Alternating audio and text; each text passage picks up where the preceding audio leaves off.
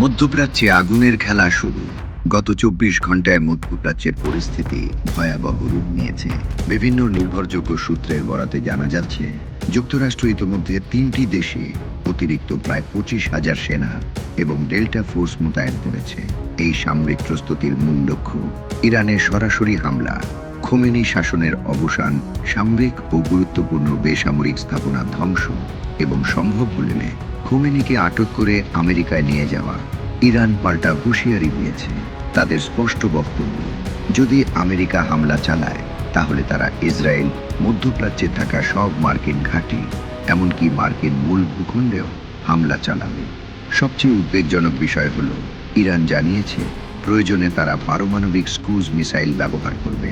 এই প্রযুক্তি এতদিন মূলত রাশিয়ার কাছেই ছিল বলে ধারণা করা হয়। পরিস্থিতি যেদিকে যাচ্ছে তাতে যদি সত্যিই হামলা শুরু হয় তাহলে তা হবে এক ভয়াবহ ধ্বংসযজ্ঞ। শুধু বিপুল প্রাণহানি নয়, গোটা মধ্যপ্রাচ্যের বড় অংশ ধ্বংসের মুখে পড়তে পারে। এর প্রভাব বিশ্ব অর্থনীতিতে ছড়িয়ে পড়বে বছরের পর বছর। বিশ্লেষকদের মতে এই সংঘাত আগামী 10ই ফেব্রুয়ারির আগে, এমনকি তারও আগে শুরু হতে পারে। এরই মধ্যে আরেকটি গুরুত্বপূর্ণ ঘটনা ঘটছে। চীন গত 3 দিন ধরে সামরিক বিমান দিয়ে বিপুল পরিমাণ গোলাবারুদ ইরানের বিভিন্ন ঘাঁটিতে পাঠাচ্ছে। যদিও চীন সরাসরি যুদ্ধে জড়াবে এমন সম্ভাবনা কম, তবে আকাশ, স্থল ও নৌপথে সংঘাত শুরু হলে পুরো অঞ্চলই জড়িয়ে পড়তে পারে। এদিকে যুক্তরাষ্ট্রের পক্ষে দাঁড়াতে প্রস্তুত রয়েছে সংযুক্ত আরব আমিরাত ও বাহরাইন।